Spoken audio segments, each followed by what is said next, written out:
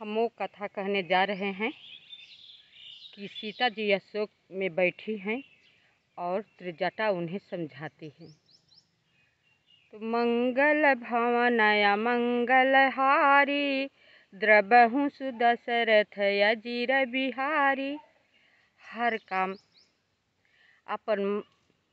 अपना मंगलमय आप सब करना चाहते हैं तो प्रभु श्री राम जी को पहले स्मरण करके आप काम करेंगे ना तो अमंगल होते होते मंगलमय में बदलने लगता है, यह मान कर चलिए। तो हनुमान जी विभीषण जी से वार्तालाप करके अब आगे बढ़ते हैं ताकि विभीषण जी हनुमान जी को सब युक्ति बता देते हैं कि कैसे सीता जी के यहाँ जाया जाएगा और कैसे सीता जी आपको मिलेगी, तो सब बता देते हैं।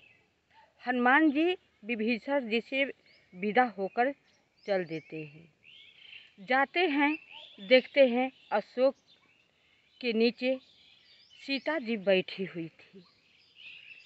उनके अगल बगल चारों तरफ से राक्षसियां घेरी हुई थी। हनुमान जी धीरे से मानसिक प्रणाम किए और ऊपर पेड़ पर धीरे से अशोक के पेड़ के ऊपर जिस पर बैठी हुई थी ऊपर चढ़ गए और सब दृश्य देखने लगते हैं। इतने में वहाँ पर रावण आ जाते हैं और सीता जी को बहुत प्रकार से बहलाते फुसलाते हैं। कहते हैं, अरे सीता मेरी बात को मान जाओ, वो तुच्छ वनवासी को क्यों पीछे पड़ी हो, अपना प्राण क्यों दे रही हो, वो तुम्हें क्या करेगा। मेरे लंका में चलो, तुम मुझे स्वीकार कर लो। जो स्थान मंदोदरी को दी गई है वो उससे ऊंचा तुम्हें स्थान मिलेगा। सब पाटरानियां मिलकर तुम्हारी सेवा में लगी रहेंगी।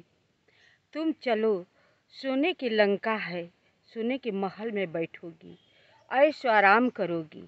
तुम मेरी बात क्यों नहीं मान जाती हो, क्यों हट करके बैठी हो। तब सीता जी रावण से कहती हैं, अरे दुष्ट नीच निर्लज, प्रभु श्री राम जी के न रहने पर वेश बदलकर तूने मुझे हर लाया और अपने को वीरता दिखा रहा है, अपना वैभव दिखा रहा है। तुम्हारा धन वैभव से क्या मेरा मतलब है। अरे जहाँ उनका प्रभु श्री राम जी का बाण लगेगा ना तो तुम्हारी सारा लंका विनाश हो जाएगा। क्या जैसे कि जुगनू के प्रकाश से कभी कमल खिल सकता है, तो तुम उनके आगे जुगनू हो, उनका आगे नहीं तुम टिक सकते हो। जब बहुत सारी बातें धिक्कारती हैं माता सीता जी, तब रावण को क्रोध आ जाता है और क्रोध में आकर के अपना खड्ग निकालते हुए बोलता है कि अब तुम्हें अगर मेरी बात नहीं मानोगी तो तुम्हें 1 महीना का अवधि मैं देता हूँ। 1 महीना में मान जाओगी ना तब तो ठीक है, नहीं मानोगी ना तो इसी खड्ग से तुम्हारा धड़ मैं अलग कर दूंगा।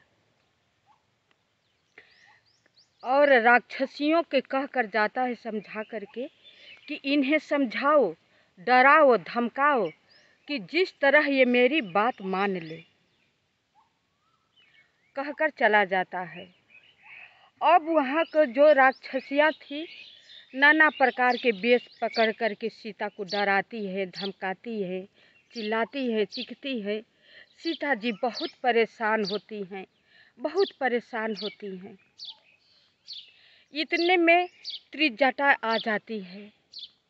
त्रिजटा सब राक्षसियों को बोलती हैं, कहती हैं कि रहने दो, बस करो, ये माता जगत जननी है, इन्हें परेशान मत करो। आज मैंने रात को स्वप्न देखा है कि एक बंदर आया है और वो बंदर सारी लंका को जला दिया है। रावण को सिर को मुंडित कर दिया गया है और उसे गधे पर बिठा करके दक्षिण की दिशा की तरफ ले जाया जा रहा है। मानो लंका का नाश हो गया है। ये सपना सच होगा, 2 ही 4 दिन में होने वाला है, इसलिए इनको प्रणाम करो, मत परेशान करो। ये सपना सुन करके सब राक्षसियाँ डर जाती हैं और माता सीता को प्रणाम करके चली जाती हैं। जब चली जाती हैं तो माता सीता त्रिजटा को गले से लिपट कर रोने लगती हैं, बहुत विलाप करने लगती हैं। कहती हैं, हे माँ, मुझे अब ये दुख नहीं सहा जा रहा है। अब ऐसा कोई उपाय करो कि मुझे अग्नि ले आ दो और चिता बना दो, मैं जल कर अपना शरीर समाप्त कर दूं। कहती हैं त्रिजटा, इस रात को कहीं पर अग्नि नहीं मिलेगी। समझा कर सीता को चली जाती है। तब सीता जी मन ही मन कहती हैं, इतना आकाश में तारे दिख रहे हैं लेकिन कोई टूटने